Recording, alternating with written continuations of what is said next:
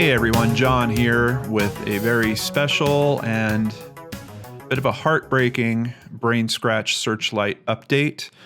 On Saturday, November 18th of 2017, I was heading out with some friends and noticed that I had a text message from Zach Close, the son of missing person, Kelvin Close. And Zach was telling me that on Saturday, they had found Kelvin's car and that there were remains in the car, but they have not been identified yet. However, I think we're all of the mind that it's most likely Kelvin. So I've never had a case move this rapidly before. Quite honestly, I've had a few cases that I feel I've gotten as close to, speaking to family members. But this one was just all so fast and so rapid. And, having spoken to both of Kelvin's children at length, I just really connected with them, not only for what they were going through, but just in terms of the memories and the good stories that they had about Kelvin, and then of course their desire to figure out what had happened to their father. So it's a bit of a tough one. I'm definitely a little bit shaken up. It's a very strange place to be in because in one regard, I am so saddened for both of you, Alexis and Zach. I'm really feeling for you guys. I'm so sorry that you have to go through this. But there is the flip side of this, which is I've spoken to family members that have had missing loved ones for extended periods of time, like, years in some cases. And they are, very clear about what a terrible place it is to be in, without knowing the answers where your loved one is. And in a strange way, I'm appreciative. I don't know if thankful is quite the right word, but I'm appreciative that Alexis and Zach aren't going to have to remain stuck in that spot, that they are now on a road that can lead them to recovering from this situation. I know that they will not be the same after losing their father, but I know that they're on a different path than people that are truly stuck with the unknown of knowing where their missing loved one is. So from what I can see, there is one article that has come out about this so far. This is at NBC2.com. Body found inside submerged car off I-75 in Charlotte County. And essentially, what I was concerned with was a large body of water down here called Webb Lake. You can see the boat launch right here. That's the main thing that I was talking to Team Water Sonar about, was about this lake. They had let me know that someone that they know that had some equipment had searched this lake at one point, and they didn't find the car there. But Team Water's Sonar also reached out to me on Saturday and gave me some additional detail.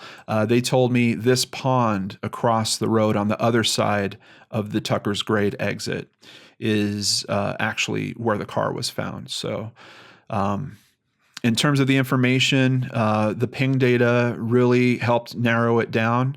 We're going to see from this article that there are a few other organizations that we have to thank for this discovery, and we certainly will do that. So Saturday afternoon, a gold 2017 Honda Accord was pulled out of a pond off Tucker's Grade in Charlotte County around 4 p.m.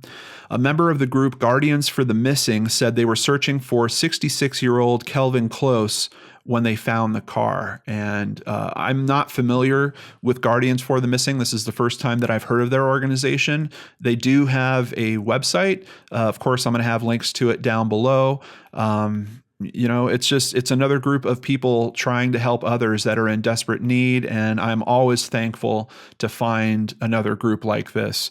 And if you look into their About section, you'll see that they are several members. Some of them have law enforcement experience. Some of them have search and rescue experience.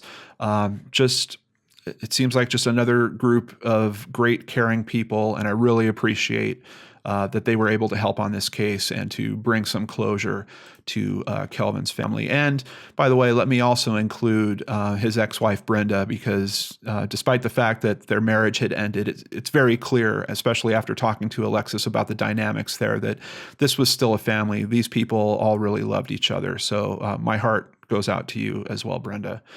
The article continues. The car matches the one Close was driving. Actually, more than matches. I can tell you just from this video clip that I've paused up here, they clearly show the license plate, and it does match Kelvin Close's license plate. So this is certainly his car. There's no question of it at all. The body found in the driver's seat cannot be identified and will be sent to the medical examiner's office. I'm not sure how long the identification is going to take, but if you remember the interview that we did with Alexis, she was very clear that they had already pulled his dental records. I'm certain that those can help a match happen here, hopefully sooner rather than later. I don't know, guys. I'm just, it's heartbreaking. I don't know what else to say except to the family, I'm so sorry that you have to deal with this. This week is Thanksgiving. This is a time when families usually get together to be thankful for each other and for what we have in our lives. And here we have a family that I know is going to be hurting. And I wish there was something else I could do for you guys. And if nothing else, I am thankful that I got to learn a bit about Kelvin, that I got to hear about those great memories and stories that his children have from him, and know that those stories will continue, that spirit that he has that seems extremely infectious. I have to tell you, I have heard from so many people since this information came out. I have been contacted by former friends of his in New York. Even at the bottom of this article, they're talking about a neighbor that talks about how happy they were to be his neighbor. I've heard from people all the way into Canada that know Kelvin and are really hurt by what has happened here and care about him and his family. It's been kind of amazing that I've heard from so many people. And of course, they're thankful to us. I just wish that there was more we could have done. It's one of those things. Maybe there is a little something more.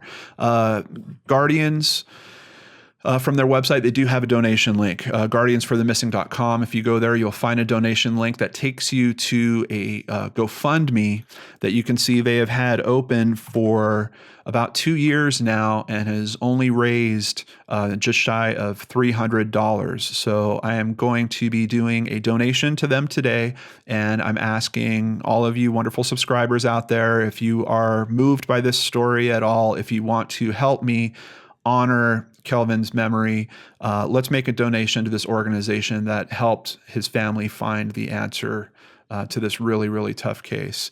Outside of that, you remember in my interview with Alexis, she was talking about the Q Center that they had been working with her. They helped organize bringing Guardians for the Missing on site. Q Center also has a website at ncmissingpersons.org. You have links for all this in the description box below. They have actually several different ways to donate here, including just a straight PayPal donation. I'm going to be donating to the Q Center as well in memory of Kelvin. And I think that's just, I wish there was more I could do, but that's the best I can do right now for this case. And Alexis and Zach, I'm with you guys. If there's anything that you think I can do to help you through this tough time, please let me know. Thank you so much, Zach, for reaching out to me and letting me know about the developments here. Once again, thank you to Team Water Sonar for staying on this case. Also letting me know some of the details about ultimately what happened here.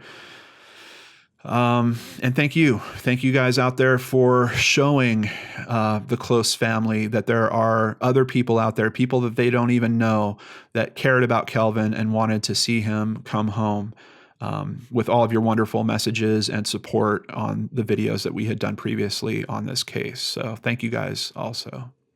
Before I go, I just wanted to share a photo that was sent to me of Kelvin. It looks like it was probably a bit of time ago, but I just wanted to end this by saying, rest in peace, Kelvin, and I hope that your legacy goes on with your family, and they can continue to bring smiles and light to this planet.